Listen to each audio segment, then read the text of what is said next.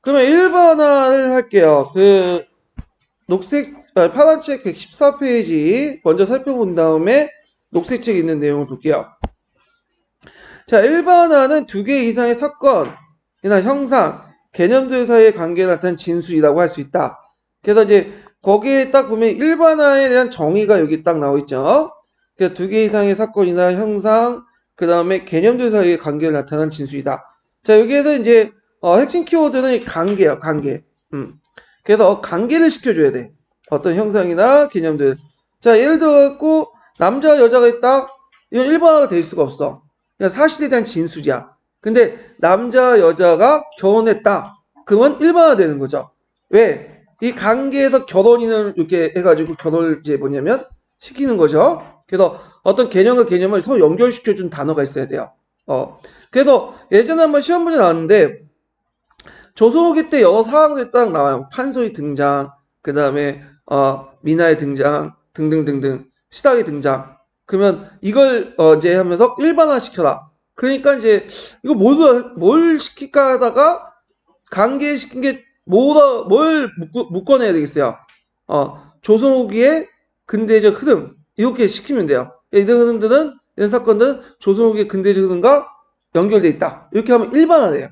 그러니까 일반화는 구체적 사실들을 서로 묶어낼 수 있는 관계를 시켜주는 진술 이렇게 이제 보시면 돼요.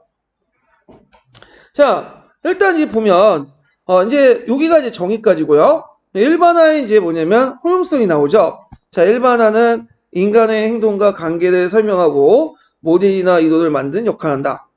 이게 첫 번째 의미고요. 두 번째로는 일반화는 개별적 사실에 의미를 부여하고 인간과 사회의 구조에는 통찰력을 주어 그것이 움직이는 방식을 이해할 수 있다. 자, 그래서 예를 들어 갖고 예를 드는데 역사적 사건은 하나의 원인보다 여러 가지 원인이 있다. 그러니까 인간관계 일반화를 이해할 때 학생들이 이제 구체적 프랑스 혁명, 동학농민 운동을 배울 때 수많은 원인 때문에 발생한다는 사실을 쉽게 이해할 수 있죠. 네. 그럼 여기에서 이제 일반화의 종류가 나와요. 여기서 잠깐 이제 언급해서 일반화 종류는 크게 두 가지가 있어. 하나가 제한된 일반화와 그 다음에 보편적 일반화가 있어요. 그래서 제한된 일반화는 일정한 시기와 지역에 한정된 일반화를 제한된 일반화라고 하고요. 그 다음에 그 보편적 일반화는 그 아까 아침에 언급한 것처럼 요거 역사적 사건 하나의 원인보다 여러 원인 때문에 일어난다. 이런 것들이 이제 뭐냐면 보편적 일반화죠. 보편적인. 그래서 시대와 지역을 초월할 수 있는 일반화야. 그래서 요게 이제 일반화의 종류가 예전에 기출문제에 언급도 있었거든요. 기출과 관련돼가지고. 예, 이렇게 이제 기억을 해두시면 돼요. 그래서 이제 그 예를 든 게 있죠. 동학농민전쟁은 반제국주의고 반봉건적 농민운동이다. 자, 이건 어디에 속하겠어요? 제한된 일반화죠. 그럼 제한된 일반화 왜 속하겠어요? 쓰면 어떻게 되겠어요? 일정한 시기와 지역에 한정됐기 때문에 이렇게 쓰시면 되겠죠. 그 다음에 이렇게 앞에 인과관계 일반화 같은 경우에는 보편적 일반화 이렇게 보시면 돼요. 그래서 일반화의 종류가 이렇게 나와요.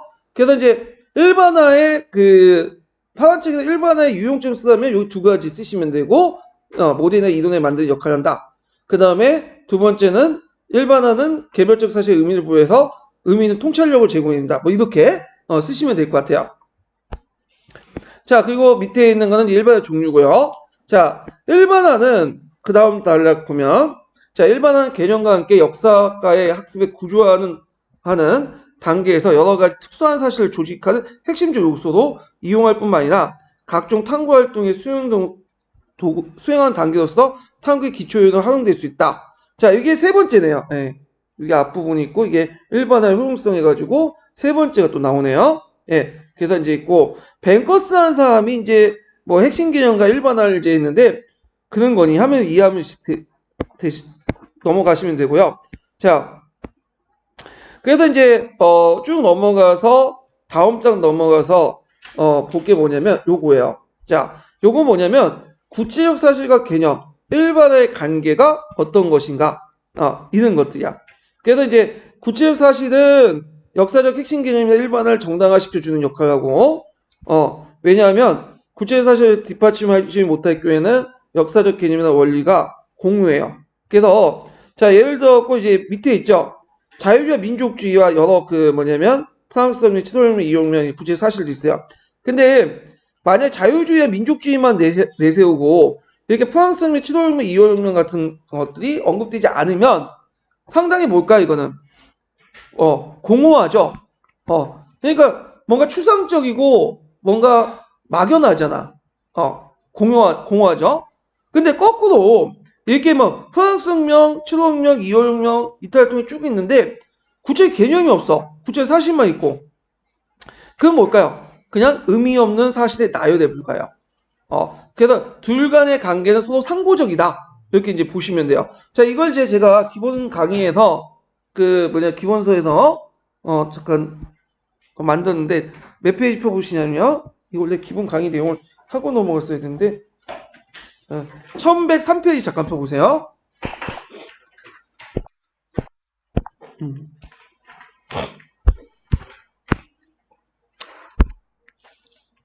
잠깐만 1103페이지가 맞나? 네, 제가 말을 잘못했네. 네, 아이고 좀 더 가야 되겠네요. 네, 1108페이지 가보세요.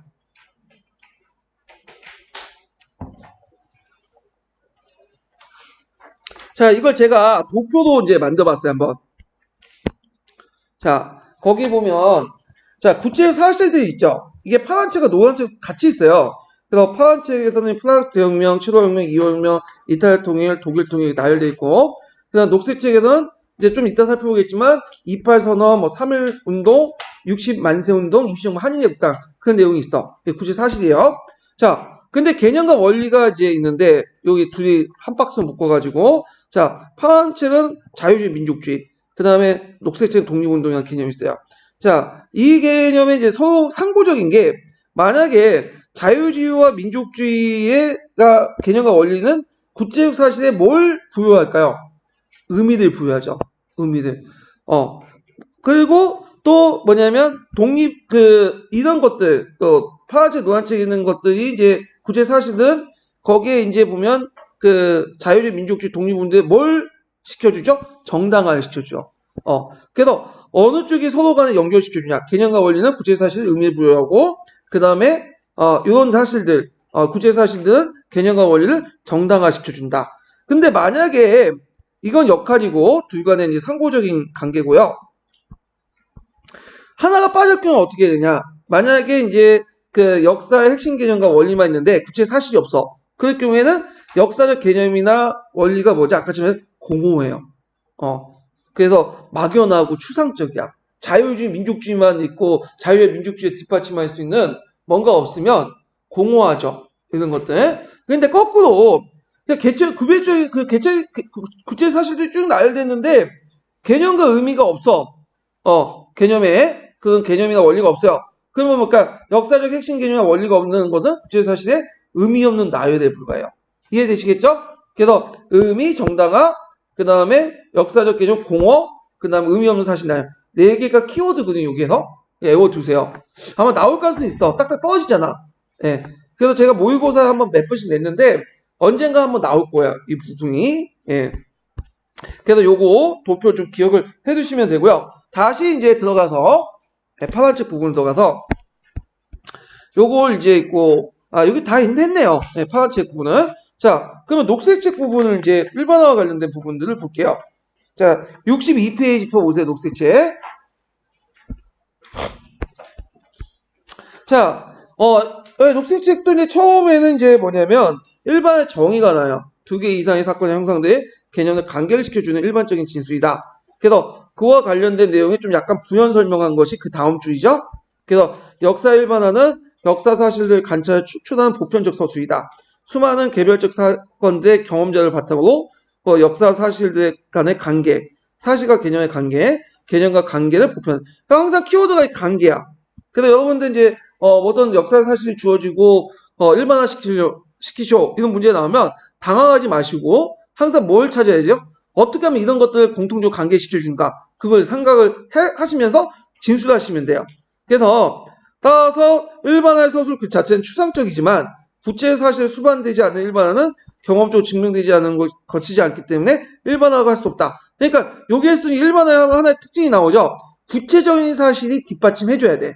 그래야지만 일반화야. 그래서 두 가지 요건을 이제 충족해야 돼. 하나는 관계를 시켜줘야 된다. 개념과 개념, 개념과 형상 관계를 시켜줘야 되고, 두 번째는 뭐냐면 구체적 사실이 뒷받침해줘야 된다. 구체적 사실이 뒷받침해. 그래서 관계와 구체적 사실을 뒷받침하시는 요 두 가지를 키워드 삼아가지고 적용하는 문제가 나오면 쓰시면 될 것 같아요. 예, 그것도 이제 그냥 말로만 하면 솔직히 말해서 못 쓰죠. 이런 것들은 솔직히 말해서 여러분들 뭐 연애를 말로 하는 건 아니죠. 글로 배우는 건 아니죠. 실천해봐야 될 거 아니야. 그러면 연애를 직접 하는 것 같이 실천하려면 어떻게 해?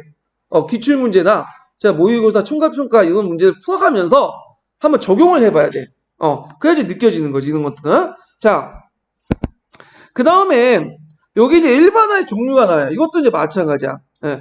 그래서 이제 보편적 차원의 일반화, 좀 더 낮은 단계의 일반화, 이게 두 가지가 있어. 제한된 일반화. 그래서 얘를 나오는데 얘는 똑같아요. 이거 보면 동학농민원들 반제국주 반봉우적 운동입니다. 이거는 어디와 관련된 거죠? 제한된 일반화죠. 근데 여기에도 좀 더 추가된 게 뭐냐면 원인에 관한 일반화가 나오지 않고 여기는 뭐냐면 보편 차원 높은 보편적 일반에 얘가 좀 달라졌죠. 과거 사실에 대한 역사의 견해는 자신이 살고 있는 시대 환경에 따라 영향을 받는다. 이거죠. 요거는 파란책이 없는 내용이야. 예문이. 좀 외워두시고요. 그렇다면부터 해가지고 이제 구체적 사실과 개념 일반화. 그 과정이 어떤 거나 이건 상보적이다. 그래서 이거는 파란책 내용하고 똑같아요. 다만 뭐가 달라졌냐면 예문이 달라졌어. 그래서 독립운동 나오고 그 관련된 사업실로 그 뭐냐면 283원 뭐 3.1운동 60만 세운동 파란색에서 동일해요. 넘어갈게요. 이 부분은 얘가 좀 달라졌다. 이렇게 좀 기억을 해주시고, 자 여기에서 또 이제 일반화의 역할과 효용성 참 친절하게 이게 첫째, 둘째 이렇게 돼 있네. 외워두셔야 되겠죠. 자 첫째는 일반화는 개별 사실에 의미를 부여하고 사실들의 관계, 개별 사건의 어떤 사실과 개념과의 관계를 설명해준다. 예를 들어줬어. 친절하게. 그래서 정치가 혼란하고 부정부패가 만연하고 내전이 혁명이 일어나기 쉽다라는 일반을 통해서 동학농민운동이나 그다음 4.19 혁명 의의를 축소할 수 있고 그다음 다른 농민정책과 민주주의 혁명을 관계를 비교해 설명할 수 있다. 그러니까 이건 뭐냐면 우리가 수학 공식을 적용해가지고 문제를 푸는 것처럼 어떤 이제 일반화의 공식을 적용해갖고 다른 사건들을 설명하고 해석할 수 있는 거죠. 비교할 수 있고. 요 내용들 이제 첫 번째고요. 두 번째로는 자, 일반화는 사실과 개념들의 관계, 개념들을 활용해 추론하는 것, 방법, 학습자의 사고 차원을 높여준다. 이거는 이제 그 앞에 있는 내용과 한번 연관시켜서 보세요. 좀 더 핵심적인 개념이고 추상적인 개념을 익히면 익힐수록 구체적 사실이 뭐죠? 쉽게 이해가 되죠. 요런 거 연결시켜서 보시면 돼요. 그래서 변화나 인과관계 등을 개념을 이해하고 그 토대 위에 역사적 사건의 전개 과정에 대한 일반화를 시도하기 위해서는 단순히 사실 이해처를 넘어서 고차적인 역사적 사고가 필요하다. 그래서 이런 사고를 계속 하다 보면 뭔가 추상적인 고차적 사고가 되겠죠. 그래서 추상적인 개념을 통해서 계속 구체적 사고를 이해하는 함으로써 고차적 역사적 사고를 이제 키울 수 있다. 이렇게 있고요. 세 번째로는 일반화는 개념과 함께 여러 가지 역사적 개별 사실들을 조직하는 핵심 요소가 있다. 그래가지고 이걸 통해서 이제 구체적 개별 사실을 하나 묶어줄 수 있는 그런 것들을 할 수 있는 거죠. 그래서 그 관련된 내용이 그 밑에 있어요. 그래서 일반화 구체 역사적 사례 혹은 개념을 쉽게 접근하기 위해서 하기 때문에 그 가치는 단순한 사실 이해보다 훨씬 크다. 그러니까 일반화가 갖고 있는 보편성 정도에 따라서 차이가 있지만 일반적으로 하나의 일반화를 이해함으로써 학습자는 과거, 현재, 미래에 대한 비슷한 사실을 예상하거나 설명, 분류, 조직할 수 있다. 그래서 예를 들어가지고 이제 뭐 동학농민운동 반봉건 외세적인 성격을 갖고 있다. 그 일반화를 이제 알고 있으면 동학농민운동의 어떤 전개 과정을 뭐냐면 쉽게 이해할 수 있죠. 그리고 동학농민운동에 연결되어 있는 뭐 영학당이라든지 그 다음에 무슨 당이죠? 갑자기 생각나는데 영학당하고 할빈당. 예. 그 동학농민들 자녀 세력들의 어떤 성격도 파악할 수 있죠. 그런 것들. 그래서 이제 핵심 요소 작용될 수 있죠. 그 다음 네 번째는 이제 파란책에 있는 내용들 좀 설명했는데 일반화는 모델이나 이론을 역할한다. 그래서 이건 이제 파란책은 그냥 간단하게 언급만 돼 있는데 여기는 얘까지 친절하게 들어줬어요. 자, 문화라는 개념은 인간의 집단의 이론은 생활하는 곳에서 사회적 필요를 충족시키기 위한 독특한 관습이나 생활 패턴을 만드는 등 일반화로 발전시킬 수 있죠. 그래서 문화적 상대주의라는 이론으로 만드는 거야. 그러니까 문화라는 개념을 통해서 일반화시키고 이걸 통해서 어떤 이론의 기반이 될 수 있는 거죠. 이런 거와 이제 연결시켜서 이제 보시면 돼요. 자, 그러면 정리해서 보면 만약 일반화의 유용성 써라. 그러면 첫 번째, 자, 일반화는 개별 사실의 의미를 부여하고 사실의 관계, 개별 사실 개념들 간의 어떤 관계를 설명해 준다. 두 번째로는 일반화는 사실과 개념들을 활용하여 학습자의 사고 차원을 높여줄 수 있고, 세 번째는 일반화는 개념과 함께 여러 가지 역사적 개별 사실을 조직하는 핵심 요소로 이해할 수 있다. 그 다음에 네 번째로는 일반화는 모델이나 이론을 만드는 역할을 한다. 그 네 가지 암기해 주시면 될 것 같아요. 이 부분을. 자, 그 다음에 이론인데, 이론은 이제 그 이론과 법칙은 앞에 설명한 개념과 그 일반화보다 더 보편적으로 활용한 높은 진수인데, 요거는 지금까지 시험 문제 한 번도 안 나왔어요. 그래서 요 부분은 그냥 한번 보고 넘어가시면 될 것 같고요. 요거와 관련된 건 제가 형성평가 문제 많이 냈으니까 그거 관련돼서 한번 풀어보세요. 예. 그래서 여기에서 핵심적인 거는 개념하고 일반화 요 정도 하고 넘어갈게요. 자, 그러면 이제 이렇게 했으니까 이제 그 다음에 할 게 뭐죠? 자, 목표가 정했었어. 그러면 내용 조직이 필요하죠. 내용 조직은 뭐와 관련된 내용이겠죠? 중요성과 관련된 내용이죠. 어떤 것을 뽑아서 배울 것인가? 이와 관련된 것이 내용 선정이야. 자, 그래서 이제 뭐 학문적인 측면, 학습자 측면 이렇게 이제 볼 수 있는데, 자, 요걸 이제 들어가기 전에 이제 그 파란책과 녹색책을 이제 보기 전에 좀 도표를 보면서 좀 약간 설명할게요. 자, 1106페이지 펴 보세요. 그 기본 심화 강의 교재.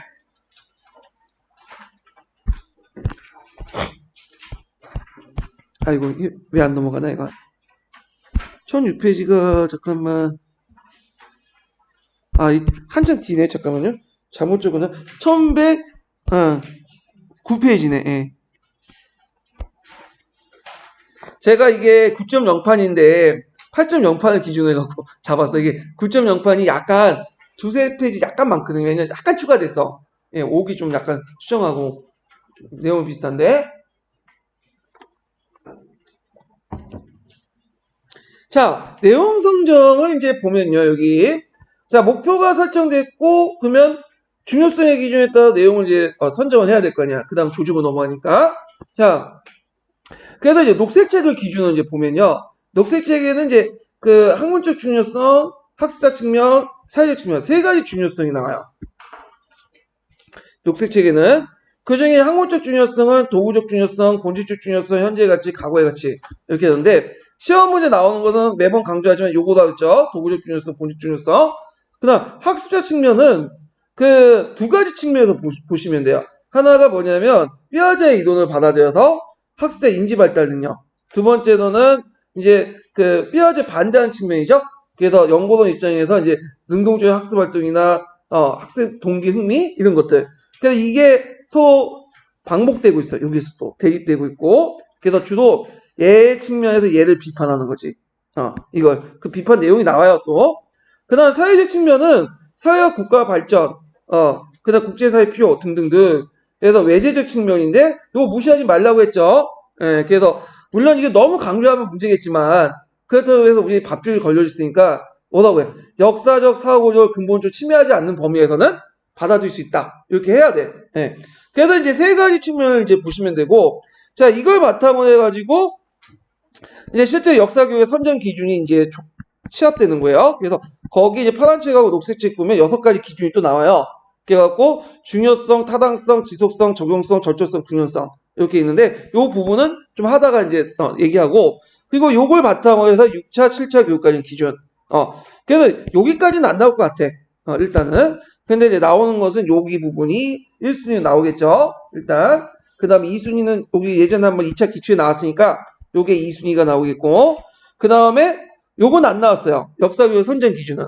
근데 이게 딱딱 떨어지는 부분들이 좀 있기 때문에 나올 가능성은 있어. 예상 부분. 이렇게 보시면 돼요. 공부할 때는 이렇게 공부하시면 되고 도저히 나는 이제 다 때려치고 싶다. 그러면 그냥 요것만 보세요. 도구적 중요성과 본질적 중요성. 거의 한 7, 80% 여기에서 맨날 걸려들어. 예. 그래서 이렇게 이제 보시면 되고, 자, 그 다음에 여기 이제 보면, 여기에서 이제 약간 여기 밑에 보시면 저학년일수록 학습자 요구가 강조되고 고학년일수록 뭐가 강조된다? 학문적인 층계가 강조된다. 이렇게 이제 이해를 해주시면 되고요. 자, 그래서 이제 개념도 한번 이제 언급됐고, 잠깐 이제 학문적 중요성의 원리를 잠깐 보고 넘어갈게요, 여기는. 자, 도구적 중요성과 본질적 중요성인데, 도구적 중요성은 우리 생활에 미친 영향력을 강조하는 거죠. 그래서 영향력이 나오면 무조건 도구적 중요성. 본질적 중요성은 그 본질적 가치 때문에 강조되는 거다. 그래서 그 프랑스 대혁명과 관련돼 갖고 예전에 시험 문제 나왔고, 자, 현재의 가치는 시종적 역사관에 빠져서 역사적 사실을 선택하고 해석하는 기준은 오직 목적에 따른 접합성을 갖게 된다. 그래서 자기가 보고 싶은 것만 보고 그런 것도 있다는 거죠. 그래서 역사적으로 중요한 사건은 현재 관련 없다는 이유 외면할 수 있다. 그래서 현재적 가치의 문제점 요거 꼭 기억을 해두시고, 과거의 가치는 과거를 위한 과거. 그래서 현대인들에게 의미 있는 통찰력을 제공하지 못한다. 그래서 이제 난케의 그 문헌 고증 사학이고요. 그러면 요게 네 가지 도구적 중요성, 본질 중요성, 현재 가치, 과거의 가치를 만약에 다 고려해서 쓰라고 하면 어떻게 되죠? 다 고려해서 쓰시면 돼요. 그래서 도구적 중요성, 본질 중요성, 현재의 가치, 과거의 가치를 다 고려해가고 쓰시면 돼요. 네, 이게 이제 밑에 드립과 관련된 내용이고요. 자, 학습자 측면은 이제 삐아제 연령 발달 단계와 학습 흥미 단계 이렇게 있다고 했죠. 요 내용은 제가 이제 그 남색식 할 때 또 얘기하기도 하고요. 자, 그 다음에 사회적 측면은 이제 시대적 사회적 요구가 반영되어 있는데, 자, 요때 강조시 문제점이 있어요. 사회적 요구가 너무 강조될 경우에는 국가 사회적 요구가 우월하게 작용될 수 있다.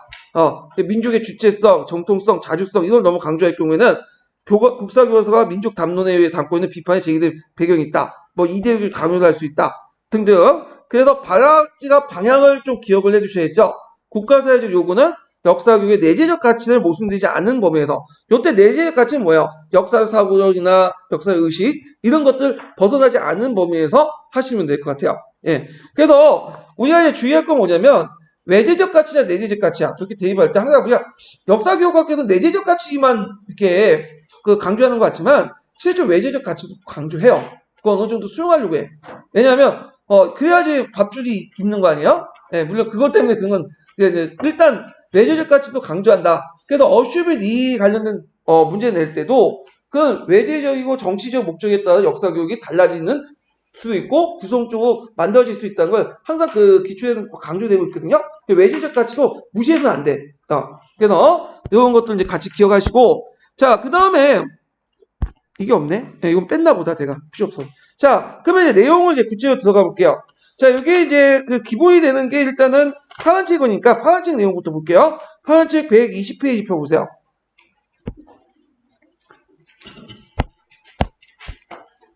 네, 120페이지인가? 잠깐만.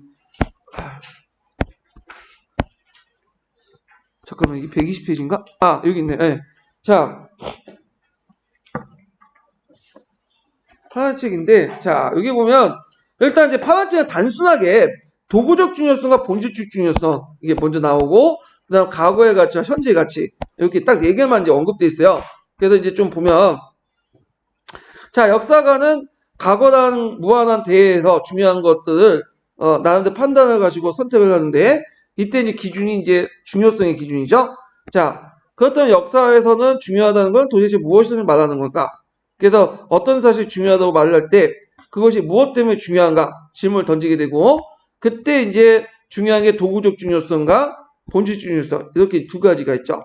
자, 그러면 도구적 중요성의 정의가 쭉 나와요. 도구적 중요성은 부터 해서 뒤에 계속된 사건들이나 오늘날의 우리의 생활에 미친 영향력이 큰 사건 선택할 때 정의하는 기준이다.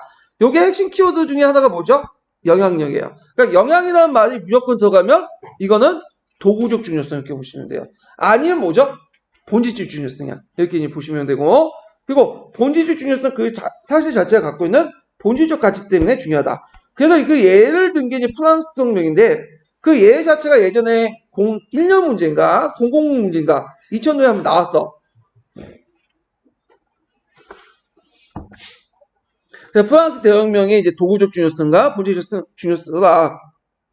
자, 보면 프랑스 대혁명 근대 자유주의와 민주주의의 발달에 큰 영향을 줬기 때문에 중요하다. 아까 이제 도구적 중요성, 본질적 할 때 헷갈릴 때는 항상 뭐 보라고 했죠? 영향. 이게 도구적 중요성 금방 나오죠. 그럼 나머지는 뭐가 있어요? 본질이야. 그래서 프랑스 혁명은 인간을 억압하는 구제도의 모순을 타파하고 자유는 인간 정신을 분출시키는 사건이 때문에 중요하다. 이게 본질적 중요성이죠. 이렇게 이제 쓰시면 돼요. 근데 이게 적용하는 문제가 나올지는 모르겠지만 일단 이제 제 생각에 채점하기 편하게 본질적 중요성은 잘 안 물어볼 것 같아. 본질적인 거는 이제 너무 추상적이잖아. 의미가 다양하고. 근데 도구적 중요성은 물어볼 것 같아요. 왜냐면 키워드 찾기가 되게 편하거든. 채점 키워드가 어디에 있겠어요? 당연히 영향에 있겠죠. 예. 그래서 이런 것들은 염두에 두고 이제 공부를 해주시면 되고. 자, 그런데 프랑스의 중요성을 설명할 때는 보통 위에 두 가지를 다 언급하게 되므로 결과적으로 도구적 중요성과 본질적 중요성 다 고려해야 돼요. 그뿐만 아니라 이제 여기는 안 나왔지만 과거의 가치와 현재의 가치를 다 고려해야 돼.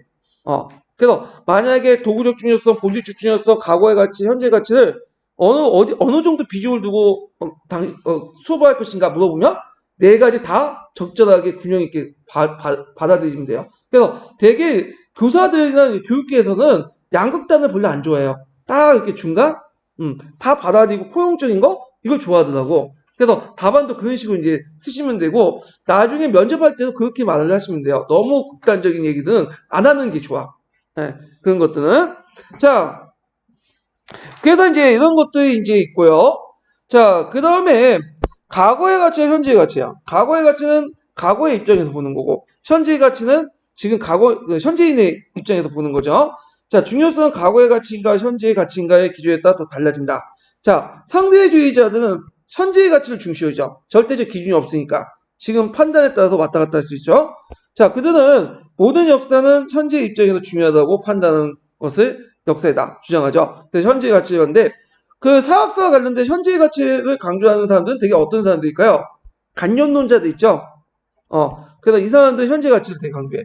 근데 우리가 콜링우드, 쿠체 이런 사람들은 현재적 가치를 강조하죠. 이와 반대로 과거의 가치를 강조하는. 근데 실제 우리가 생각하는 것보다는 그때 실제 역사적 인물들 어떻게 생각하는가 이런 것들은 역사적 사실의 중요성은 과거 사람들이 중요하다고 판단할 것에서 결정된다. 이때 이제 과거의 가치를 강조하는 그 학파들은 어디와 관련된 실중주의. 랑케 같은 경우에는 문헌고증은 과거를 강조하잖아. 자, 따라서 역사가는 과거 사람들의 생활 속에 들어가야 그 사람들이 자기 시대에 이해한 것처럼 그 시대를 이해한다. 그래서 현재의 가치나 과거의 가치냐 확실히 어려운 문제다. 중요성의 기준을 현재에 두게 되면 요게 이제 문제점이 등장하죠. 이거 외워두세요. 자칫 잘못하면 실용적 역사관에 빠질 수 있다. 그리고 빠져서 역사 사실의 선택과 해석의 기준 오직 목적의 적합성을 가지고 오류를 범하게 된다. 그래서 이 경우에 역사가는 과거는 역사적 과거나 실용적 과거다. 이게 이제 대표적으로 볼 수 있는 게 뭐냐면 동북공정 같은 거 있죠. 그 다음에 뭐 한국사관. 이건 뭐예요? 역사적 사실, 여러 가지 역사적 사실 중에 자기가 보고 싶은 것만 보잖아. 자, 예를 들어서 당나라 장항성을 그러니까 발해의 문화를 봤다고요. 발해의 문화는 두 가지 측면이 있죠. 당나라 문화와 뭐죠? 고유한 문화가 있는데 한국사관 입장 올 때는 한국사관 동북공정 입장 올 때는 얘네들 기준에 맞게 봐야 되지. 뭐만 보겠어? 당나라. 그래서 맨날 그 발해 상경 유적지만 이게 파헤치는 거야. 그래서 주작대로 어떻고 요거만 부각시키고. 근데 온돌이나 이런 것도 갖다 버리고 쓰레기통에.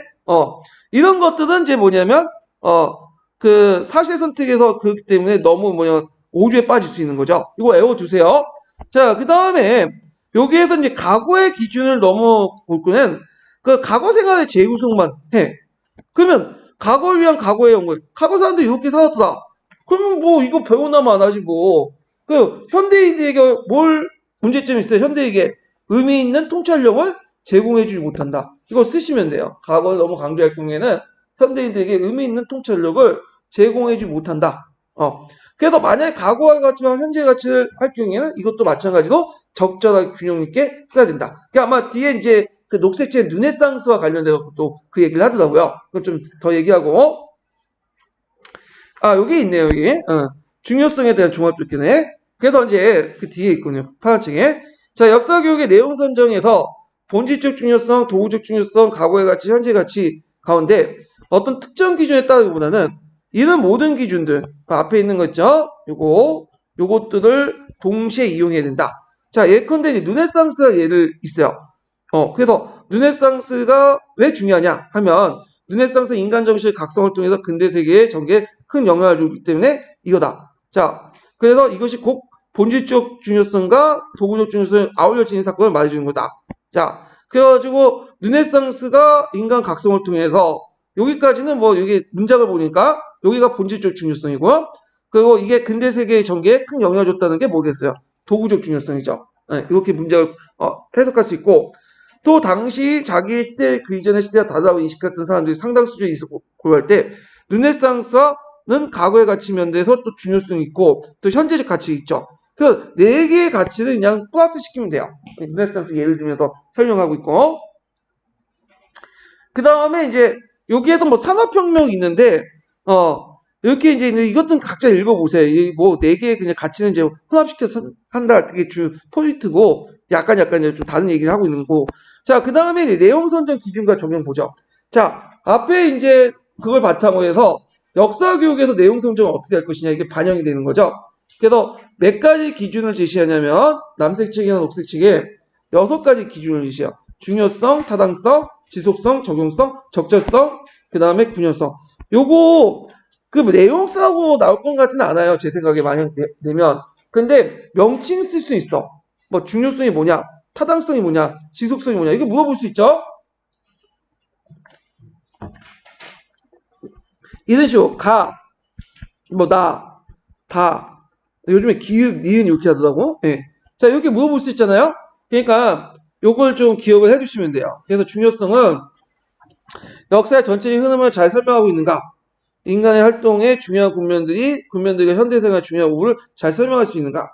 타당성 나오면 목표와 연결돼 있어요. 그래서 역사교육 목표를 달성할 수 있는가? 그 다음에 지속성, 5대 지속을. 이건 아마 안 낼 것 같아. 그냥 누구나 다 맞출 수 있는 거잖아. 적용성은 여러 역사적 사실을 설명하는데 이용할 수 있는가?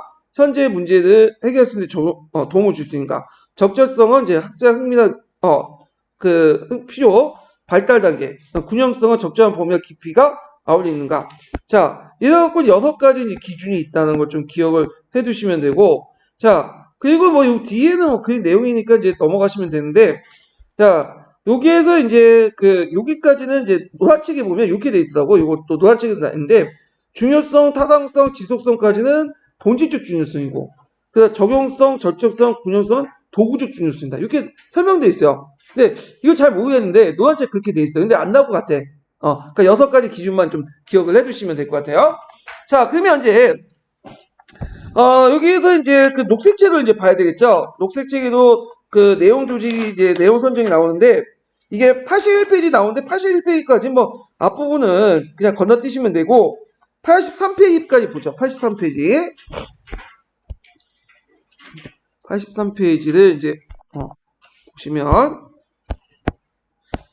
자, 여기 이제 내용 선정의 원리가 나와요. 내용 선정의 원리.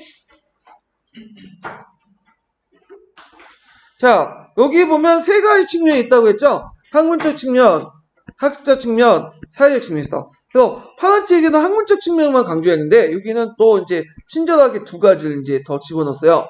학습 측면하고 사회적 측면. 예. 그래서 대개 보면 이제 그 저학년일수록 학습 측면이 강조돼. 고학년일수록 뭐가 될까요? 학문적 측면이 강조되죠. 그래서 이제 세 측면에서 일반적으로 저학년일수록 학습자 요구가 강조되고요. 고학년일수록 학문적 체계가 강조된다. 그 다음에 이제 특히 이제 국가사회적 요구는 세계에서나 동아시아보다 당연히 어디에 들어가 있어요? 한국사에 들어갔죠. 그래서 이게 볼 수 있는 게 교과서 체계도 볼 수 있는데 예전부터 세계사와 동아시아사는 검증이었죠. 근데 한국사는 계속 지금은 좀 바뀌었지만 국정을 가지고 있었죠. 국정 체제였잖아. 왜냐면 이 국가사회적 요구가 많이 반영되어 있기 때문에. 예, 한국사 부분은. 자, 그래서 학문적 측면은 이제 역사학의 구조와 학문적 체계와 관련된 지식 이런 것들 고려하고 학습적 측면, 학습자 인지 발달 측면과 능동적인 학습 활동, 뭐 동기 흥미, 유발. 사회적 측면은 이제 사회와 국가 발전 관련성, 공공생활 달성, 뭐 등등등 이런 것들이 이제 있고요. 자, 학문적 측면을 이제 쭉 설명을 하고 있어요. 그래서 이 부분은 이제 학문적 측면 일반적인 내용도 있는데 여기까지는 이제 각자 읽어보시고요. 자, 뭘 봐야 되냐면 쭉 넘어가서 첫 번째 단락은 건너뛰고 두 번째 단락부터 이제 볼게요. 자, 두 번째 단락의 세 번째 줄부터 볼게요. 자, 교육 내용의 학문적 중요성을 판단하는 것은 역사해석 문제에 기결된다. 흔히 중요성을 판단할 때 역사적 사건 자체가 지닌 내재적 가치에 의해 판별하기도 하지만 어떤 사건이 나중에 사건 또는 그 사람에 끼친 결과에 따라서 기준을 판단한다. 자, 그래서 후속 역사에서 큰 범위에 영향을 미친 사건은 상대의 그 범위가 작고 더 중요하다. 그래서 한 지방에 영향을 주는 사건보다도 국가적으로 혹은 세계적으로 영향을 끼친 사건이 더 중요하다. 등등등 이렇게 있는데, 그래서 그 앞에 이제 내재적 가치는 뭐와 관련된 거죠? 본질적인 측면. 그 다음에 뒤에 결과 영향과 관련된 것은 뭐와 관련된 거죠? 도구적 중요성. 이렇게 볼 수 있죠. 이게 본질적, 도구적. 이렇게 연결시켜서 볼 수 있죠. 자, 이처럼 교육 내용을 정할 때 역사 사실이나 사건 자체 본질적 가치뿐만 아니라 후속 역사의 전개에 미친 영향을 고려한다. 도구적 중요성도 같이 고려해야 된다는 거예요. 그래서 예를 든 게 4.19 혁명이죠. 자, 4.19 혁명이 부패한 정권과 그 제도와 모순을 타파하고 민주주의 인간 정신을 분출시킨 데 중요하다고 말할 때는 뭐와 관련된 거죠? 이거는 본질적 중요성이죠. 그러니까 에워 두세요. 예. 싸고 나올 수 있어. 이건 문제 낼 수 있어요. 왜냐 예문이 있기 때문에 기준이 있잖아. 예. 그래서 예전에 프랑스 대혁명 싸고 나올 것처럼 쓰시면 돼. 반면에 한국의 민주주의 발달에 큰 영향을 줬기 때문에 중요하다 하면 이거는 도구적 중요성이죠. 그리고 이제 거기에 이제 노란책과 그 관련된 내용들 이렇게 이제 있는데 쓰시면 되고 이제 이게 파란책에 후자제인데 프랑스 혁명은 그러니까 이거는 이제 파란책하고 노란책이 있어요. 예. 자, 그래서 요거 예문 좀 기억을 해두시고요.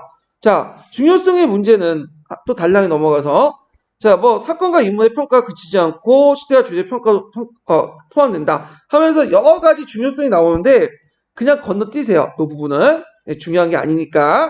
예. 그 다음에 요것도 전체 사회를 강조하냐 개별 사회를 강조하냐 등등 있는데 나올 가능성이 별로 없어. 그냥 건너뛰고. 자, 그 다음에 이제 나올 만한 게 뭐냐면 요거죠. 예, 그 다음 장 들어가면 자, 과거의 가치인가 현재 가치인가.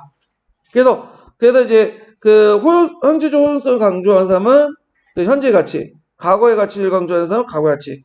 그래서 그거와 관련돼서 그 뒷장이 과거의 가치와 현재 가치 중에 어느 걸 선택할 때 어떤 문제점인가. 요거는 어디와 동일해요? 파란책과 동일해요.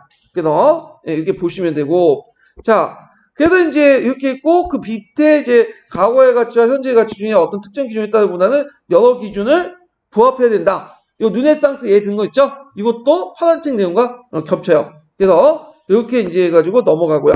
그래서 이제 요거는 이제 파란책 내용과 거의 겹치니까 같이 이제 그냥 혼합해서 보시면 돼요. 그러니까 파란책 내용은 핵심적인 내용이 들어갔다고 보시면 되고 거기에다가 녹색책 내용은 좀 약간 플러스 시킨 거야. 근데 좀 약간 시험에서 좀 안 나오는 부분들이 여러 가지 학문적 중요성으로서 들어가 있는 거예요. 예. 근데 그것까지 외울 필요 없겠죠? 우리 네 가지 기준만 딱 기억을 해주시면 되고, 자, 그 다음에 이제 학습자 측면에서 이제 볼게요. 자, 이거는 이제 예전에 2차 기출에 학습자 측면과 사회적 측면 해가지고 나왔던 건데,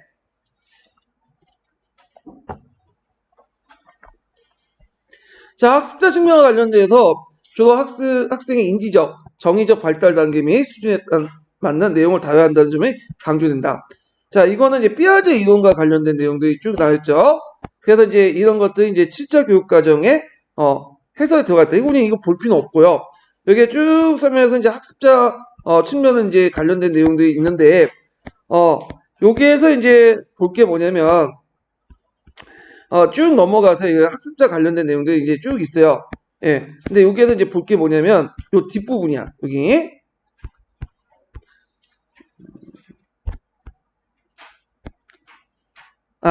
여기에 쭉 넘어가서 여기. 예. 이게 몇 페이지죠? 잠깐만. 제가 이것만 봐가지고는 학습면 그러나부터죠. 88페이지. 네, 88페이지. 자, 이 88페이지에 이제 있어요. 여기에서 이제 기억할 게 이제 두 가지 정도 기억을 했는데, 여기 단락이 이제 무슨 단락이냐면, 지금 학습자 측면을 반영해야 된다라고 지금 강조를 하고 있잖아요. 근데 여기 앞부분에. 근데 실제 이게 학습자 측면이, 반영이 제대로 안 됐다. 반영을 제대로 안 됐다. 그 이유를 이제 두 가지로 설명하고 있어. 그 앞에 반영을 해야 된다. 보면. 근데 보면요. 실제 역사학습에서 학습자의 특성은 내용 성장 원리를 반영하기 힘들다. 자, 첫 번째로는 역사교육의 내용은 국가 사회적 요구나 학문적 요구에 따라 성장되는 경우가 많았고, 학생들의 학습 자체에 흥미를 갖게 하거나 지적 희열을 느끼도 하는 문제를 도외시하였다. 자, 여기까지는 이제 학습자 측면에서 볼 때 어떤 측면이에요? 연고론적 입장에서 얘기한 거죠. 연고론.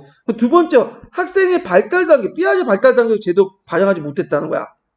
그래서 여기 보면 학생의 발달 단계를 고려했다는 원칙도 형식적인 주장에 그치는 경우가 있다.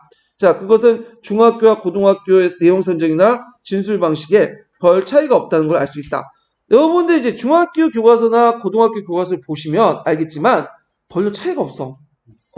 다만 내용이 좀 약간 덧붙여지고 좀 약간 그 정치 외사 외에도 경제, 사회, 문화사가 좀 더 적혀 있던 뿐이죠. 그래서 이제 우리가 이제 학습 측면을 두 가지 측면을 볼 때 하나가 이제 뭐냐면 흥미나 이런 것들 제대로 반영되지 못했다는 걸 첫 번째 연구론적 입장에서 얘기한 거고, 영일론적 입장에서 삐아제 이론도 제대로 반영하지 못했다. 요거 외워두세요. 전반적으로 반영하지 못했다는 것도 있고요. 자, 그 다음에 이제 여기 넘어서 이제 요 부분은 각자 읽어보시고, 뒤에서 쭉 넘어가서 뒷장에 이제 보면, 마지막 달, 그런데부터 있죠. 그런데. 자, 요 그런데부터는 이제 첫째, 둘째, 셋째, 아마 이게 제가 시험 문제에 나올 수 있는 건데, 이 전반적인 내용은 뭐냐면, 앞에서 이제 학습자 측면이 두 가지 측면이 있다고 했죠. 하나, 삐아제 이론을 측면이다. 그 다음에 삐아제가 아닌 거, 흥미 발달 단계. 그러면 연고로 인정할 때는 삐아제 이론을 반영한 것을 별로 좋지 않겠죠. 그러니까 누가 누구를 공격한 거냐면 그 연고론 입장에서 영일론, 그 삐아제 이론을 비판한 내용이야. 이거는. 그러니까 앞에 거는 전반적인 그 비판 내용이고 제대로 학습자 측면에 반영되지 못했다는 거고, 이거는 연고론 입장에서 영일론, 삐아제 이론이 그 반영된 것을 못마땅해 비판한 거야. 왜 영일론을 비판해야 되냐, 삐아제 이론을. 그래가지고 이런 그 발달 심리학 비판 내용들 이게 문제가 있다. 자, 첫 번째 나오죠. 첫 번째는 발달 심리학에서 말하는 사고력이라는 것은 일반적 능력의 의미이기 때문에 각 교과의 특성을 반영하지 못한다. 그래서 실제 학습자의 능력은 다른 내용에 따라 달라질 수 있다. 여기에서 이제 각 교과의 능력이라는 건 우리 이제 역사과 능력도 제대로 반영 못한다 그거죠. 예, 역사과에서 말하는 능력과 그 다음에 일반적으로 말하는 그 어떤 학습자 능력 다르다 이렇게 있고요. 두 번째는 구체적으로 경험할 수 있는 것은 쉽게 학습할 수 있고 추상적으로 경험할 수 없는 것일수록 학습한다는 것은 발달 심리학의 이론에 맞지 않다. 이건 누굴 까놓고 얘기해요. 자, 피아제의 이론 중에 뭐와 관련된 거죠? 환경학대법이죠. 환경학대법을 비판한 거야. 자, 환경학대법 여러분들 알다시피 구체적인 걸 먼저 한 다음에 추상적으로 아는 거고, 가까운 걸 먼저 한 다음에 먼 걸 아는 거잖아요. 예. 그래서 그 예를 이제 드는 게 뭐냐면, 공룡이 살았던 시대나 과거 전쟁사에 대해서 상당한 호기심을 지식을 가진 초등학생이 있다. 공룡은 이제 아주 진짜 먼 인류 이전의 시대고, 뭐 과거 전쟁사는 고대 전쟁사 있죠. 페르시아 전쟁이나, 그러니까 보통 이제 그 환경학대법은 과거 전쟁사 중에 좀 뭘 알아야 돼? 이거는 1차 세계, 2차 세계는 알아야 되잖아. 근데 그거보다는 예를 들어 고대사, 페르시아 전쟁사. 그래서 그 게임 중에 저희가 유튜브를 이제 보는데 그게 있더라고. 그 전쟁사를 이제 재현해갖고 전쟁 한번 시켜보는 거예요. 그래가지고 이제 그 자기가 이제 좀비하고 사람과 한번 전쟁을 시켜보고, 그 다음에 총포를 가진 사람과 화살을 가진 사람은 전쟁을 한번 시켜보고, 그런 게 있더라고. 또 페르시아 전쟁을 한번 재현을 해보고, 그런 거 이제 그 게임이 있더라고요. 하여튼, 거기에 관심 있는 애들이 많다는 거야. 예.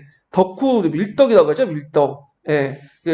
하여튼, 이게 두 번째고요. 세 번째는, 자, 발달 심리학 이론을 교과 교육에 적용한 연구들은 각 교과 내용을 매개하지 않았던, 그러니까 매개를 하지 않았든지 가도한 일반을 꺼낼 수 있다. 그래서 발달심리학 이론은 교과교육을 적용한 연구는 각 교과에 매개를 하는, 그러니까 뭐냐면 내용을 몰라도 방법만 알면 된다는 거야. 그래서 여기 보면 그 예를 들어 갖고 뭐 탐구학습 방법만 알면 내용 몰라도 그냥 애들한테 이제 탐구학습하면 역사는 자연스럽게 알 수 있다. 뭐 이런 식의 이제 뭐냐면 그 내용들이 많다는 거죠. 자, 그래서 이런 것들 세 가지를 적용하고 있어요. 지금 첫 번째가 발달 심리학에서 말하는 사고력은 일반적 능력이기 때문에 각 국가의 특성을 반영하지 못한다. 두 번째는 환경학대법에 대한 비판이고, 세 번째는 그 너무 번국가적 이론 번국가적 교수학습 방법을 각 국가의 특성 내용을 매개하지도 않고 그냥 일방적으로 적용한다. 그래서 예를 들어 그 역사과 같은 경우에는 그 감정이입 같은 거 중요하잖아. 근데 무조건 일반 사회나 자연과학처럼 탐구학습 방법만 강조한다든지 이런 것들이 문제점이다. 그 세 가지 외워두세요. 제 생각에 한번 나올 것 같아. 학습 측면에서.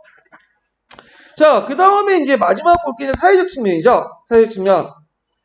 자, 그래서 사회적 측면은 이제 정의가 이제 여기 나와요. 예, 정의가. 자, 사회적 측면을 고려한 내용성질 원리는 자, 정의가 나오죠. 시대적 사회적 요구를 반영하기를 말한다. 그래서 이제 정의고, 그래서 그 밑에 이제 국가 교육 과정의 목표와 관련성 및 국가나 민족의 이해를 도움을 되는지 여부들을 고려하고 사회 변화에 적용하는 내용인지, 그리고 현재 문제에 해결할 수 적용할 수 있는 문제인지. 이게 교육과정 상당히 많아요. 그래서 뭐 국가 민족의 요구, 뭐 민족 중흥의 역사를 태어났다. 예전에 국민교육 현장 이런 것도 있죠. 그러거나 아니면 이제 예를 들어 요번에 사회가 요즘에 다원화되잖아요. 다문화 사회. 이런 것도 교육과정 맨날 나오잖아. 세계사 교육과정에 뭐 다문화 적용 관련된 내용도 나오고, 그 다음에 뭐 독도 문제 있죠.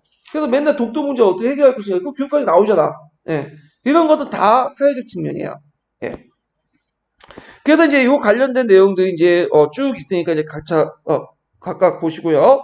자, 그래서 이제 그 다음 단락을 보면 자, 역사교육의 내용이 사회적 변화에 적용하는 데 도움이 되려면 인간 경험의 다양성을 보여준 내용을 선정하여 학생들이 모든 사회 역사적 악몽을 키울 수 있는 능력을 길러줘야 된다. 그래서 일단 여기 부분은 이제 뭘 알 수 있어요?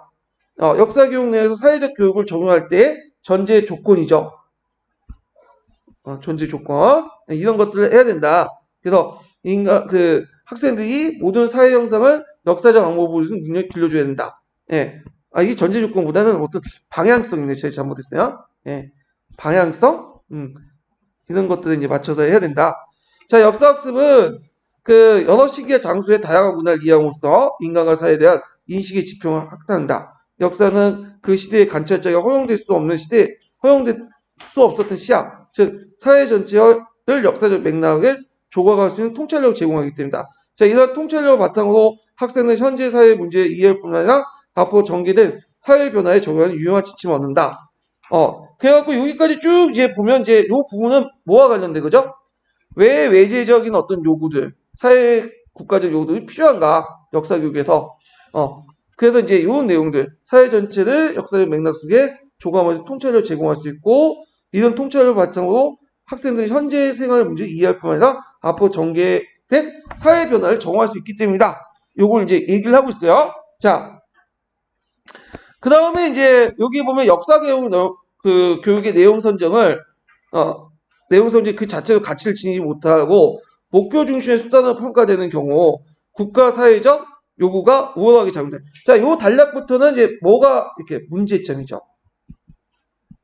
너무 국가 사회적 요구가 앞설 경우에 어떤 문제점인가 이걸 얘기했는데, 첫 번째 문제점은 내재적 가치보다는 그걸 너무 강요할 경우에는 이게 있죠. 그래서 그 자체로서 그 가치를 지니지 못하고 목표 중심의 수단으로 평가되는 경우 그 국가 사회적 요구가 우월하게 된다. 목표 중심은 뭐야? 역사 교육의 목적이 역사적 사고력이나 이런 것들 기르는 것보다는 국가 사회적 요구에 뭐냐면 하나의 평가하는 수단으로 전략을 시켜보는 거야. 그러면 이제 내재적 가치보다는 뭐가 우월하겠어? 국가 사회적 요구가 더 우선 목표겠죠. 그래서 이제 이런 것들 문제점 있죠. 자, 그래서 이제 이런 문제점을 이제 있고요. 그 다음에 두 번째는 이제, 잠깐만요. 여기 약간 건너뛰어서 두 번째 문제점이 그 뒤에 있는데, 되게 한국사 교육에서 이제 나타난 문제점인데, 한국사 교육은 맨날 민족 문화의 주체성, 정통성, 자주성 이렇게 강조하잖아. 그러면 어떤 문제점이 있냐? 자, 이런 것들은 민족의 어떤 역사적 성취를 강조하는 학습 목표가 비판적 역사의식이나 역사적 사고 함량 같은 역사교육의 내재적 목표와 어떻게 조화를 이루는지 그 의문이다. 그래서 뭐냐면 이걸 너무 강조할 경우에는 오히려 민족사, 국가사를 반성적으로 보는 교사나 학생들이 역사에 장애가 될 수 있다. 그리고 국사교과서가 민족 담론의 어떤 과도한 민족 담론을 갖고 있다. 이 두 가지를 제시하고 있어요. 그래서 아까 이제 문제점을 들려면 두 가지 측면을 들 수 있죠. 하나는 국가사회적 요구가 우월하게 작용될 수 있다.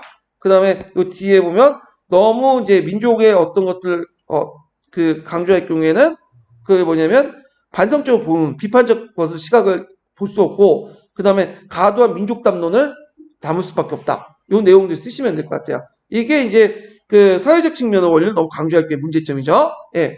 자, 그래서 그럼 그 문제점을 이제 어떻게 이제 좀 해결할 것인가, 바람직한 방향으로 나갈 것인가, 이런 내용들이 이제 중간중간 보이는데, 자, 거길 이제 보면요, 여기 뒤에 넘어가서, 자, 여기 보면 이처럼 사회적 측면의 의거와 명확하고 구체적인 내용 선정 기준을 세우는 건 쉽지 않다. 국가나 민족의 필요나 사회적 변화를 유동적이고 역사교육의 사회적 요구를 반영해야 한다는 의견은 매우 다양한 입장에 있어서 어느 한편을 주장하기 받아들이기 어렵다. 그러니까 내재적 가치와 외재적 가치, 이거 어디에서 양중에 딱 맞춰가지고 받아들이냐. 그래서 이게 이제 어슈비 논쟁에서 나타나잖아요. 자, 즉 국가사회적 필요와 요구를 정의하기 어렵고 그런 요구를 반영하여 역사교육의 내용을 구성하기 위해 평합한 이데를 강요하는 유형입니다.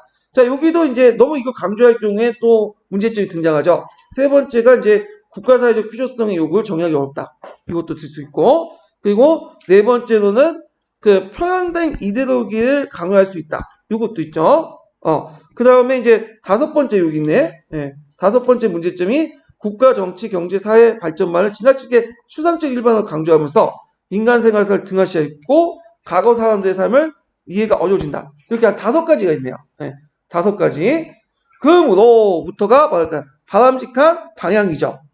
그러면 그렇다고 무시할 수 없는 거 아니에요?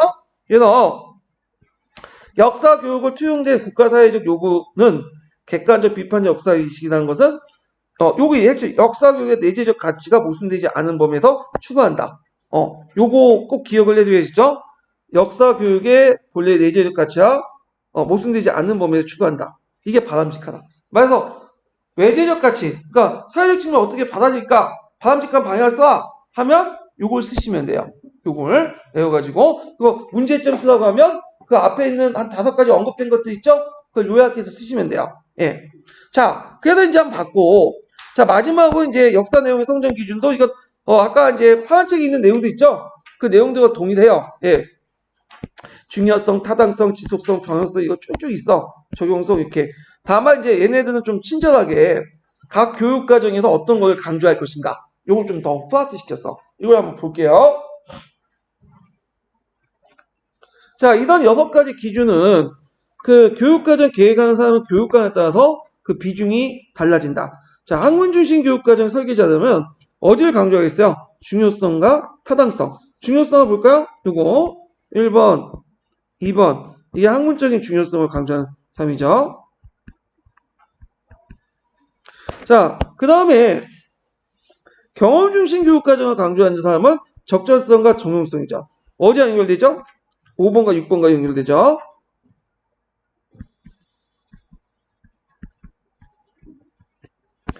자, 그 다음에 이제, 이렇게 있고, 위의 기준 소 배타적이지 않고 보완관계에 있다. 결국에 역사교육에서 중요한 내용이란 역사교육과의 기본이 되고 타당성이 있으며 오래 지속될 수 있고 학습에 필요한 발달 단계에 맞고 사회 요구에 부합된다. 이 6가지 기준 다 있어야 된다. 이것도 다 적절해야 돼. 다 균형 있게 한 가지 치중되지 않고 골고루 반영해야 된다. 그 다음에 이런 기준은 이제 7차 교육과정에서 이제 봤는데 이건 뭐 그렇게 뭐 중요한 것 같진 않아요. 여러분들 각자 읽어보시고 이거는 예. 그래서 이렇게 해서 이제 중요성의 이제 뭐냐면 내용을 이제 봤어요. 그러면 자 내용을 이제 중요한 걸 뽑아냈어. 그러면 어떻게 됐어? 내용 조직의 원칙에 따라 이걸 조직화시켜야 되지. 여러분도 마찬가지잖아요. 자, 뭐 인고 필요한 그 내용들 선정을 했어. 그러면 여러분들 서브노트 할 때 내용 조직을 하잖아. 그럼 내용 조직할 때 원칙이 있겠죠, 나름대로. 그래서 마찬가지로 교육과정에서 내용 조직의 원칙이 있어. 예. 그래갖고 있는데, 자, 이걸 이제 세 단계로 나눠져 있죠. 아까 전에 살펴본 것처럼, 교육과정 처음에 지시, 그 다음에 교과서 내용 조직, 그 다음에, 교사 내용 조직. 이렇게 세 단계 나누죠. 그러면 요거 살펴보기 전에, 잠깐 이제 기본서에 있는 내용, 기본 강의 있는 내용 한번 훑고 이제 넘어갈게요. 자, 이게 몇 페이지 보시냐면, 이거는 파란색보다 녹색색 이제 봐야 되는데, 일단은 기본 강의 교재를 좀 보고 넘어갈게요.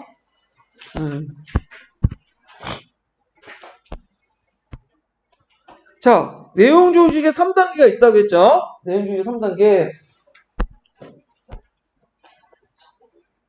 자, 먼저 교육과정 단계, 그 다음에 교과서 단계, 그 다음에 교실 수업 단계 이렇게 있고, 제일 기본이 된 건 뭐죠? 국가교육 수준이죠. 국가교육 수준. 그래서 수업 내용이 골격이고 수업 내용과 연결되는 게 국가 수준의 교육이고, 거기에서 이제 그 일반적인 원칙이 있어요. 계속성, 계열성, 통합성. 그래서 계속성은 중요한 요소가 계속 반복되는 거. 그래서 이제 뭐 역사과의 이제 주 개념도 있죠. 변화, 계속성, 인과관계, 유사성, 차이점. 계열성은 이제 이게 자주 시험 문제 나오는데 내용이 단순한 거에서 복잡한 거, 심화 확대되는 거죠. 그래서 그 뭐 단순한 거, 복잡, 추상, 구체 추상, 가까운 거, 먼 거. 환경확대법 이제 보시면 돼요.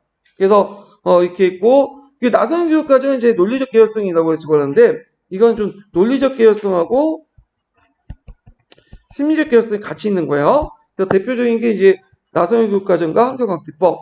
그다음 통합성도 한번 나왔죠, 예전에. 그래서 이거는 이제 계속성과 계열성은 종축 조직이죠. 시간의 흐름에 따라 이렇게 진행되는데, 이건 행적 조직이야. 옆에 있는 것들과 연결시키는 거야. 그래서 내용들을 상호 연결 통해서 통합하여 효과적 학습을 진행하는 거죠. 자, 예를 들어 중학교 세계사 교육에서 세계지리와 정치, 경제 이렇게 연결시킨 거다. 이런 것들 통합성이 나가죠. 자, 그 다음에 이제 보면, 자, 여기 보면 이제 계열화 유형이 있어요. 그래갖고 여러 가지 유형이 있는데, 여러분들 기억할 것은 이제 요 정도? 나선형 교육과정. 그래서 이렇게 진행되는 거죠. 요거는 이제 하고, 그 다음에 환경확대법 있죠? 이걸 무슨 법이라고 하죠? 지평확대법. 그래서 이제 심리 접근 방법이고, 영역 중립인지도 공간적 계열화다. 그래서 예전에 한번 환경확대법 실제 교육과정 어떻게 반영됐는가? 그 예문이 이제 문제 2차 기출문이 나왔는데 이런 것도 있어요. 그래갖고 여러분들 이제 그 초등학교도 역사 배우는 거 아시죠? 5학년, 6학년 때 이렇게 해갖고 이제 생활사, 인문사, 중학교는 정치사, 그 다음에 고등학교 다니는 한국사, 뭐 등등. 물론 이게 7차 기준을 가지고 얘기하는 거고, 그 다음에 여러분들 기억할 게 이제 여기 비판점이 있어요. 그래서 그 환경확대법 영역고유 인증의 비판점인 내용인데 이것도 외워두셔야겠죠? 예, 이거 나중에 이제 녹색책 할 때 이제 살펴보겠지만 외워두시고, 자, 그 다음에 교과서 내용 조직. 그래서 국가교육과정 내용 수준을 바탕에 교과서 내용을 변형해갖고 이제 실제 수업에 토대되는데, 자, 그래서 지필자 관점이 많이 반영된다. 이것이 학생들 역사인식에 큰 영향을 주죠. 그리고 특히 이제 실제 교육과정에서 교과서 제작 과정에서 학생 활동을 읽기 자료 되게 많아요. 예. 그 여담이지만 제가 교과서를 볼 때 그 세계사 교과서 있죠. 근데 세계사 교과서는 솔직히 볼 게 없어요. 한국사는 모르겠는데 세계사 교과서 보시면 알겠지만 뭐 서양사하고 중국사는 그거 볼 시간에 서양사 개론 보시는 게 나아. 그러니까 기타사는만 좀 볼 수 있지만 진짜 서양사 개론이나 뭐 한이중 그거 보시는 게 나아. 근데 왜 봐야 되냐? 그 본문 내용이 중요한 게 아니라 거기 탐구활동 내용이 있어. 탐구활동을 보셔야 돼. 거기는 왜냐면 한이중이나 그 다음에 그 동양사 개론, 서양사 개론 없는 내용이거든요. 요번에 나온 거 아이만 있죠? 그거 어디 나오냐면 어떤 분 서양사 강좌에서 나온다고 했는데 반인류 범죄 나왔어요. 선사 강자는 읽어보니까. 근데 아이만 안 나왔더라고. 내가 한번 찾아도 아이만 이름이 없어. 어디 나는 15년 개정교과서 세계사에 있는 거예요. 그래서 아이만 있고 반인류 범죄 거기 다 나와 있어. 근데 그거 안 보고 계속 무슨 서양사 강좌 뒤지기면서 그거 어떻게든 보려고 하는데 기본에 충실하세요. 예? 그 이상한 책들만 골라서 어디 어쩌다 한 문제 나오는 거 거기에 꽂혀가지고 공부하면 안 돼요. 그래서 15년 개정교과서 세계사 그거 볼 때 탐구학습 부분을 집중 좀 보세요. 그럼 하나 걸릴 게 있어. 거기. 자, 하여튼 그런 것들. 그래서 이제 최근에는 이제 학생활동가 읽기 잘하고 많다. 그래서 최근에 이제 교과서 보면 뭐 내용 침해에 좀 많이 축소되는 그것 때문에 좀 안타까워요. 그게. 우리 인고생 입장일 때는 내용이 많아야 되거든. 자, 그러면 여기 뭐 내용 구성의 유형이 있어요. 요거 꼭 기억을 해두셔야겠죠. 그래서 이제 설명형, 학습형, 그 다음에 또 이렇게 보면 이야기형인데 설명은 제일 일반적인 방법이야. 예전에 기출문제 나온 거는. 그래서 사실 이게 왜 건너뛰기가 안 돼? 자, 사실, 개념, 원리 등을 학생들이 먼저 설명하고 구체 사례를 제시하는 방법. 그래서 제시된 개념이나 원리를 학습자의 이해를 통해 수용하는 거. 학습형은 이제 일종의 탐구학습 방법이에요. 여기 이제 이 예문은 제가 만들어 놓고 이제 이해하기 편하게 해서 이제 제시한 거고. 그래서 이제 사례를 제시한 다음에 그걸 탐구 문제 이제 평가하는 내용이 있죠. 자, 그래서 여기 보면 사실과 사건의 다양한 사례들을 탐구 문제와 함께 제시해요. 탐구 문제. 그래가지고 학생들이 역사의 주요 개념과 원리를 판단하고 평가하는 방식이다. 그래서 가정과 활동, 발견학습, 학습의 전이. 그러니까 그 결과보다는 가정을 강조해요. 발견학습 맞고. 그래서 그 탐구하는 과정에서 학생의 능동적인 참여와 지적 시연을 경험할 수 있다. 이게 되게 중요한 것 같아. 근데 이거는 이렇게 많이 했는데 애들이 그거 솔직히 안 보죠. 그냥 그 강사가 이제 교사가 이제 칠판 판서 막 구조화된 것만 달달 외워가지고 이렇게 쓰는데 역사를 제대로 이제 배우려면 이 지적 시연을 한번 느껴봐야 돼. 그래서 제가 어릴 때 되게 역사를 좋아했거든요. 그래서 세계사하고 영어하고 수학은 잘 못했어. 그래서 거의 뭐 20점, 30점 까놨는데 그 사회나 역사 그 다음에 국어는 좀 잘했어요. 그래서 수수수 막 90점. 어떨 때 역사는 그 고등학교 역사 세계사 국사는 거의 100점? 아니면 못하면 한두 개 틀고. 그리고 그 역사 선생님이나 세계 선생님이 막 속아다가 끝나고 나서 나한테 물어봤어. 틀린 거 없냐고. 왜냐면 내가 끝나고 나서 맨날 지적질 했거든. 그러니까 끝나고 나서 지적질 하면 괜찮은데 끝나고 나서 수업 도중에 지적질 한 거야. 애들 다 보고 하는. 보는 앞에서. 근데 그 선생님 입장 볼 때 좀 건방진 것 같았어. 지금 보니까 되게 건방진 것 같아. 끝나고 나서 얘기할 수도 있었거든요. 근데 남들 이렇게 가르치는 거, 이렇게 선생님들 얘기한 거 애들 다 외워갖고 쓰는데 나는 왜 그럴까 하면 책을 다 뒤져봤어요. 그러면서 하나하나 알면서 그 지적 시야 같은 거 있죠. 느껴봤거든요. 근데 그게 물론 효율적인 측면은 진짜 떨어져.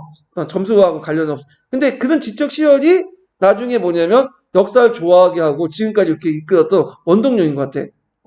그래서 저도 이제 막 그 기출문제 분석을 할 때 제가 모르는 거 있으면 바뀌잖아요? 책을 찾아봐. 근데 개론서도 없어. 온갖 책을 다 찾아. 그래서 이제 없으면 저 교보문 가서 찾아. 근데 그걸 발견했어. 그때 느낌. 너무 기분이 좋더라고. 예. 근데 그런 걸 느껴보려고 하는데 요즘에는 역사가 그걸 아니죠. 예. 근데 이게 되게 중요한 것 같아요. 예. 하여튼 그런 걸 하려고 하면 탐구형이 맞다. 그 다음에 이야기형은 내러티브형 있죠? 그래서 교과서 내용을 이제 그 역사 인물이나 사건에 대한 이야기 형식으로 이제 구성이 되는 거고, 그래서 이야기 형태다.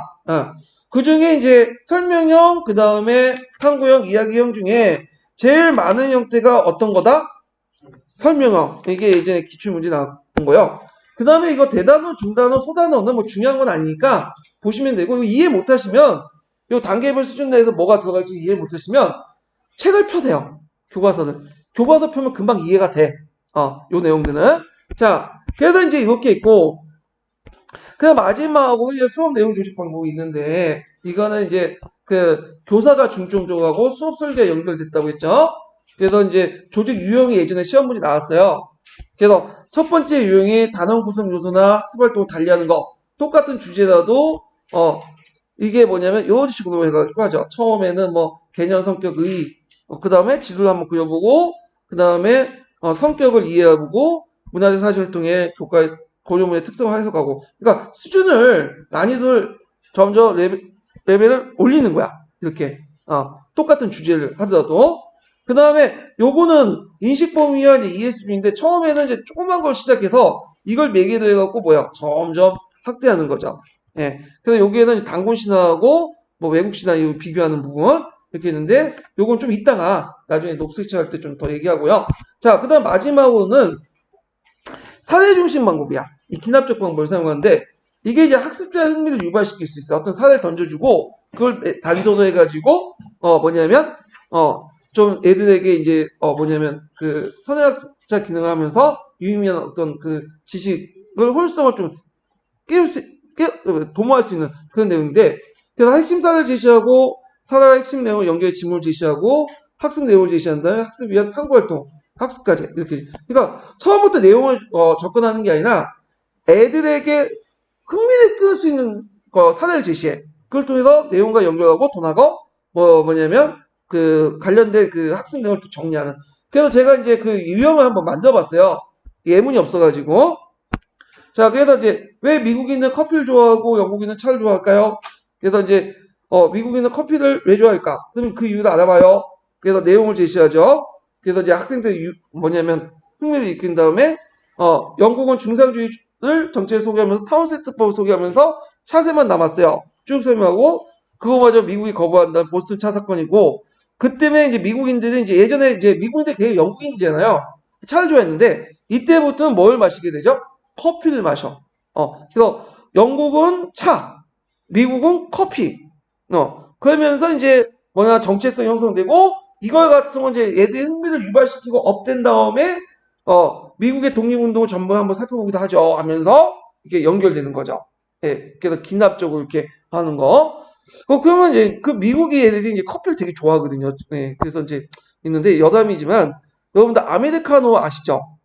예, 그 아메리카노가 나왔는데 그 원래 이제 그 2차 세계대전이 끝나고 나서 이제 이탈리아 이제 미국 병사를 갔는데 그 당시 미국은 좀 약간 상징적인 느낌이 들 거 아니에요? 이탈리아 사람들 볼 때. 그러니까 미국 병사들이 그 보니까 뭐랄까 딱 보니까 이제 그 미국 병사들이 이제 가서 이제 이탈리아 간 거야. 그래서 이탈리아 좀 무시하고 이제 있었는데 이탈리아 사람들이 커피를 마신다고 해요. 뭐 에스프레소인가? 그 좀 진한 거 있잖아. 그러니까 이제 그걸 진한 걸 마시니까 그러니까 여러 가지 설인데 이거 진한 거 마시니까 마셔보니까 미국 사람들이 너무 써. 그래가지고 아예 안 되겠다 해갖고 거기에다 물을 탔어. 그래서 아메리카 스타일로 만든 거야. 그 노자가 이탈리아로 스타일이라는 뜻이거든. 그래서 아메리카 사람들이 먹는 거다. 그러니까 이탈리아 사람들이 그걸 아메리카노라고 이제 하면서 이게 이제 일종의 미국 사람이 만든 커피 그런 의미가 되는 거예요. 예. 그래서 이제 이게 탄생됐는데 한국에 오니까 이게 또 번영됐어. 그 아메리카노 원래 뜨거운 커피만 먹어요. 뜨거운 에서 하수도 먹는데 우리나라 사람들 그게 거기다 뭘 집어넣죠? 얼음을 줘. 그래서 아이스 아메리카노가 만들어진 거야. 그래서 미국에서는 그게 없어요. 그래서 미국의 스타벅스 가서 아이스 아메리카노 이렇게 얘기하잖아요. 아니 뭔지 몰라. 근데 한국의 스타벅스는 그게 되거든. 너무나도 아이스 아메리카노 보니까 이제 적응이 된 거죠. 예. 하여튼 에스프레소가 아메리카노 변한 다음에 한국에서 아이스 아메리카노 이렇게 변하는. 약간 정체성이 변화? 좀 웃긴 얘기지만. 자, 뭐 이렇게 이제 했는데 문자가 하는 얘기예요. 예. 사례 중심의 어떤 수업 조직, 그런 것도 이제 제가 예를 한번 들어봤고요.